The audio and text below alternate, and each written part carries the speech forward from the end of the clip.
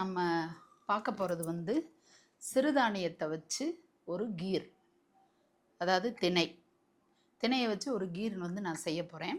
அதுக்கு வந்து இந்த திணையை என்ன செஞ்சுக்கிட்டேன்னா, முதல்ல நான் ஒரு சின்ன ஒரு உலக்குன்னு வைங்களேன், அதை எடுத்து முதல்ல நல்லா வறுத்துட்டு ஒரு 10 நிமிஷம் ஊற வச்சுக்கிட்டேன். ஏன்னா அது வேகிறதுக்கு கொஞ்சம் ஈஸியாக இருக்கும்னு.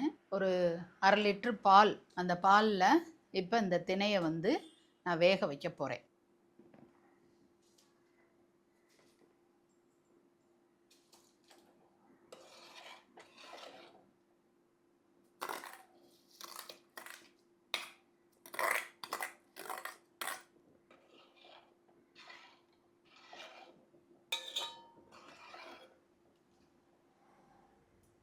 இந்த சிறுதானியம் வந்து இப்போ நம்ம வந்து பெரியவங்கள்லாம் வந்து சிறுதானியம் சமைச்சு நம்ம சாதமாவோ ஏதாவது சாப்பிடுவோம். இப்போ சிறுதானிய தோசை இது மாதிரியெல்லாம் பிள்ளைங்களுக்கு செஞ்சு கொடுக்கலாம். ஒரு வித்தியாசமாக இது ஒரு கீர் வந்து செஞ்சு கொடுத்தீங்கன்னா பிள்ளைங்க விரும்பி இதை எடுத்துக்கிடுவாங்க. இதுக்கு என்ன காரணம் அப்படின்னா, திணையில் வந்து எல்லா விதமான சத்துக்களும் இருக்குது. அதாவது ஊட்டச்சத்து ரொம்ப அதிகம் வாய்ந்தது. கால்சியம் இருக்குது, இரும்பு சத்து இருக்குது, பாஸ்பரஸ் இருக்குது, மெக்னீஷியம் இருக்குது, வைட்டமின் இருக்குது. நார்ச்சத்து அதிகம் இருக்கிறதுனால இது செரிமானம் ஏற்படக்கூடிய ஒன்றா இருக்குது. இதயத்திற்கு ரொம்ப நல்லது. அதே மாதிரி கொலஸ்ட்ராலை குறைக்கக்கூடியது. எடை குறைப்புக்கு இந்த திணை வந்து முக்கிய பங்கு வகிக்குது. ரெண்டாவது வந்து இரத்தத்தில் இருக்கக்கூடிய சர்க்கரை அளவை வந்து குறைக்குது.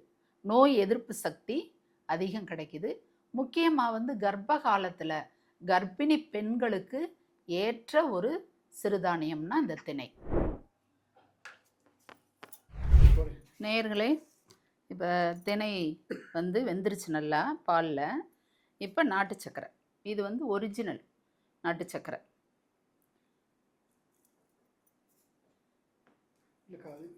அதாவது 55க்கு மேலே இருக்கிறவங்க வந்து சக்கரை ரொம்ப சேர்க்க வேணாம் அப்படின்னா நீங்கள் டேஸ்ட் பண்ணிக்கிட்டு நீங்கள் வந்து உங்களுக்கு தகுந்த மாதிரி கூட்டியோ குறைச்சோ பார்த்துக்கோங்க. சின்ன குழந்தைகளுக்கு கொடுக்குறப்ப நல்லா நாட்டு சக்கரை போட்டு நல்லா கொடுங்க. ஒயிட் சுகர் வேணாம், அது போட வேணாம்.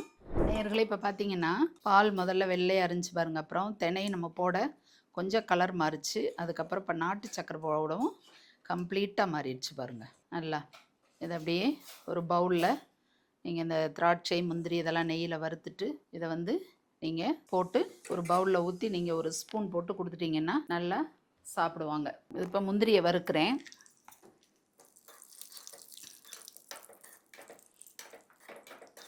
கொஞ்சம் பொன்னிறமாக மாறினோடனே திராட்சை வந்து கூட்டி குறைச்சி போட்டுக்கோங்க.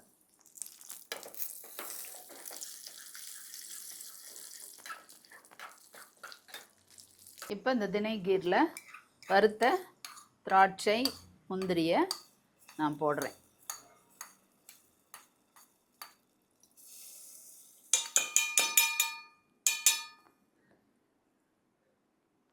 திணை கீர் ரெடி ஆயிடுச்சு.